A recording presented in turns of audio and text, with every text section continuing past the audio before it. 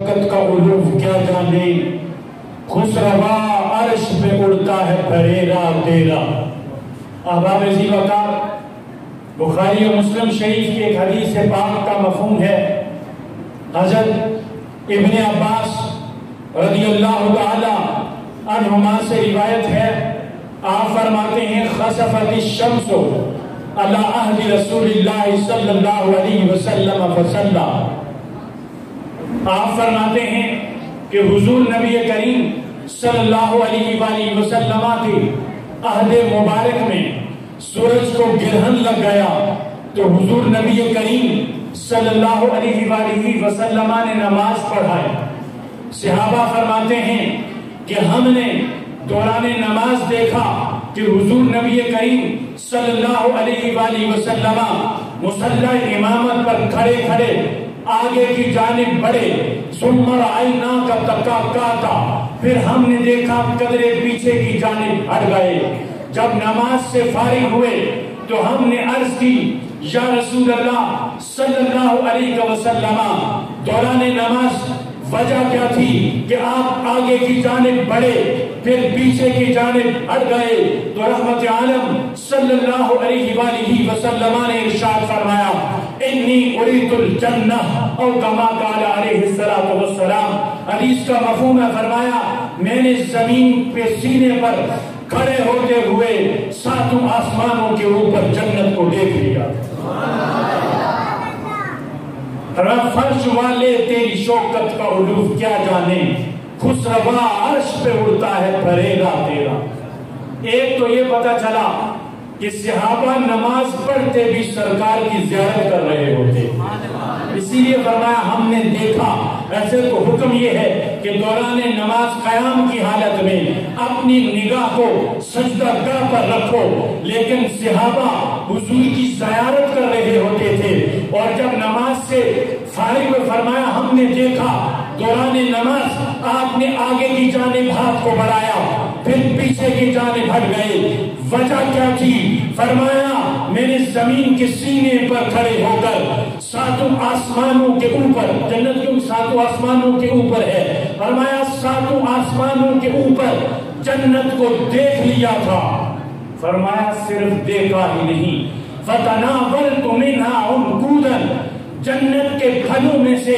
میں نے ایک خوشے کو پکڑ بھی لیا تھا۔ فرمایا اگر میں اس جنتی خوشے کو اس دنیا میں لے آتا تم رہتی دنیا تک کھاتے رہتے، وہ ایک خوشہ کبھی ختم نہ ہوتا۔ یہ ہے عظمت مصطفیٰ۔ فرمایا فرش والے تیری شوکت کا علوم کیا جانے، خسروا عرش پہ اڑتا ہے پھریرا تیرا۔ احباب عزیز وقار، حضور نبی کریم صلی اللہ علیہ وآلہ وسلم کی محفل میلاد میں شریک ہونا بڑی عظمت، بڑی فضیلت والی بات ہے، اور علامہ ابن جوزی مشہور محدث ہیں، اور یہ ضعیف حدیث پر بھی بے رحمی کی حد تک تنقید کرتے ہیں۔ وہ لکھتے ہیں کہ جو بندے محفل میلاد کا اہتمام کرتے ہیں، اس میں شریک ہوتے ہیں، ان کو کتنا انعام ملتا ہے، کتنے فوائد حاصل ہوتے ہیں۔ فرمایا وَمِنْ خَوَاسِهِ، محفل میلاد کے انعقاد کرنے، اس میں شریک ہونے کی بہت سارے فائدے ہیں، بہت سارے خاصے ہیں۔ ان میں سے ایک خاصہ یہ ہے اَنَّهُ أَمَانٌ تِلْكَ الْعَامِ، فرمایا جو محفل میلاد میں شریک ہوتا ہے، اس کا انعقاد کرتا ہے، اس کی برکت سے وہ سارا سال اللہ کی حفظ و امان میں رہتا ہے۔ وَبُشْرَى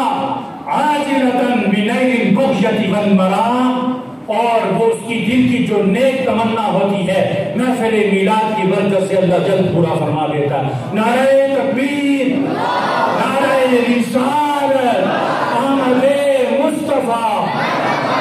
آمد مصطفیٰ۔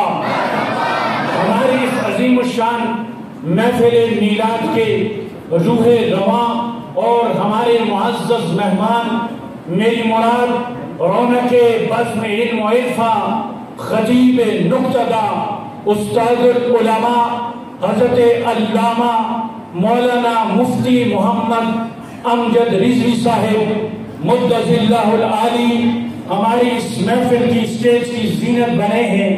میں دل کی عمیق گہرائیوں سے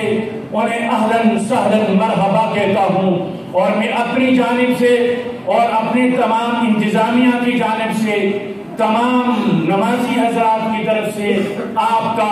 دل کی گہرائیوں سے شکریہ ادا کرتا ہوں کہ آپ اتنا طویل ترین سفر کر کے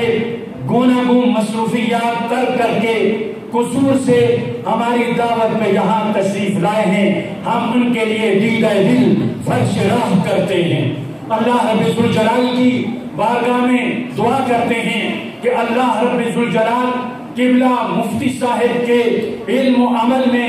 مزید برکت عطا فرمائیں، اور ہماری یہ بھی سعادت مندی ہے کہ قبلہ مفتی صاحب میری معلومات کے مطابق چند دن ہی پہلے حرمین طیبین کے سفر سے عمرہ شریف کر کے بارگاہ رسالت امام صلی اللہ علیہ وآلہ وسلم میں ادب و نیاز میں ڈوبی ہوئی حاضری پیش کر کے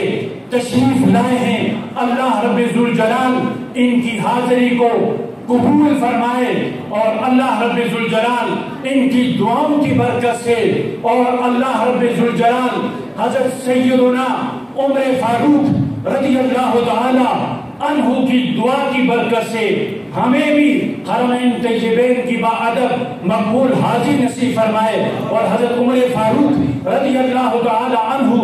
دعا مانگا کرتے تھے، اللہم ارزقنی شہادتا فی سبیلک واجعل موتی فی بلد رسولک صلی اللہ علیہ وآلہ وسلم۔ یہ دعا مانگا کرتے، بخاری شریف کی حدیث پاک ہے، اے اللہ تو مجھے اپنے راستے میں شہادت کی موت نصیب فرما، اور اے اللہ تو مجھے اپنے پیارے حبیب لبیب صلی اللہ علیہ وآلہ وسلم کے شہر مدینہ طیبہ زادہ اللہ شرفا میں موت نصیب فرما۔ تو احباب ذوالفقار، وہ عمر جن کو دیکھ کر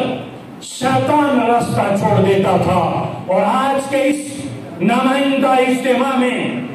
حیدرآباد سکر کے اندر کچھ ملعونوں نے